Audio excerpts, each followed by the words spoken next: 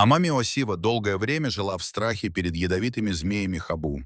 В 1980 году они укусили около 400 человек, и отсутствие противоядия в удаленных районах делало каждый случай смертельно опасным.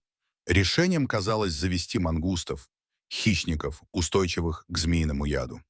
В 1979 году на остров привезли 30 зверьков, рассчитывая, что они сократят популяцию Хабу.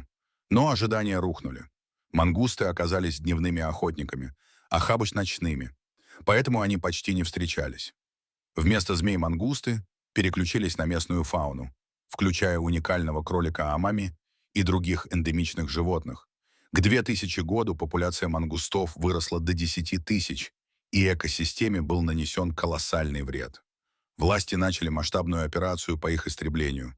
Ловушки, приманки, собаки, специальные конструкции клеток. Борьба заняла почти четверть века. Но в 2024 году объявили полную ликвидацию мангустов на Амами-Осима. Первый успех такого масштаба.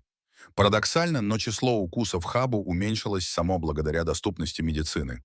С 1992 года не было ни одной смерти местного жителя мангусты, стали проблемой и на других островах. На Гавайях в XIX веке их завезли для борьбы с крысами, но те оказались ночными, а мангусты — дневными.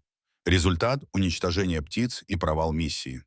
На Ямайке после появления мангустов вспыхнула эпидемия клещей, потому что они истребили естественных регуляторов насекомых. Чтобы остановить разрушение природы, на Окинаве построили специальные заборы с Г-образным основанием, не позволяющим мангустам подрывать почву. Там они угрожают 3 видам эндемичных птиц, и борьба продолжается до сих пор. История мангустов имеет и необычные главы. В Древнем Египте их держали как домашних животных, а в Шри-Ланке планировали обучать поиску контрабанды.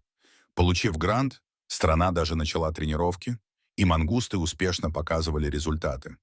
Но проект закрыли из-за политических перемен. История Амами Осимы стала предупреждением миру. Попытка решить одну проблему с помощью инвазивного вида может запустить цепь разрушений. Однако она же показывает, что упорство и последовательность способны исправить даже столь опасные ошибки прошлого.